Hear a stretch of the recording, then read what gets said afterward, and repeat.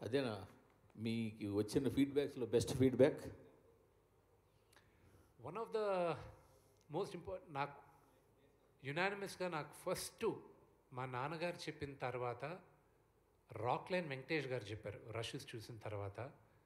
దాని తర్వాత బీవీఎస్ రవి చెప్పాడు, కోనా వెంకట్ గారు చెప్పారు. నేను అక్కడ విష్ణుని చూడలేదు, నీ కన్నప్పనే చూసాం మేము, నువ్వు గుర్తుకు రాలేదు మాకు అన్నాడు.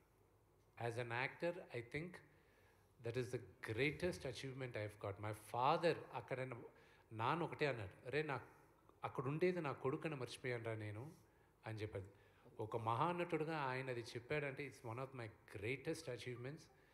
అండ్ నాకు మీరందరూ అగ్రీ చేయొచ్చు, అగ్రీ చేయకపోవచ్చు, I believe one of the greatest directors of my generation Ram Gopal Varma గారు. ఆయన ఈరోజు నాకు ఒక మెసేజ్ పెట్టాడు.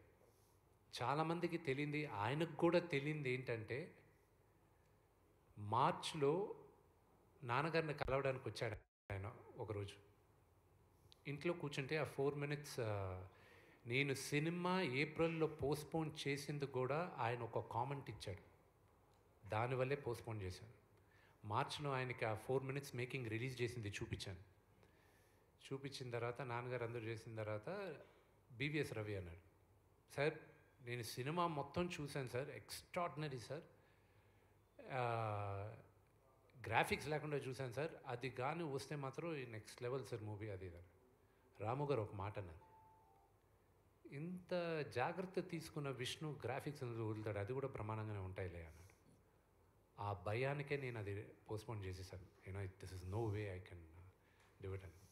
ఈ రోజుకి కూడా టెక్నికల్గా మా డైరెక్టర్కి, ఎడిటర్కి, నాకు మేము సినిమాలో చాలా అద్భుతమైన సీక్వెన్సెస్ సాక్రిఫైస్ చేసాం. బికాజ్ మేము అనుకున్న లెవెల్కి విఎఫ్ఎక్స్ రాలేదు. కానీ ఇది నాకు ఒక గుణపాఠం, ఇది పెద్ద గుణపాఠం. I will never repeat that mistake again.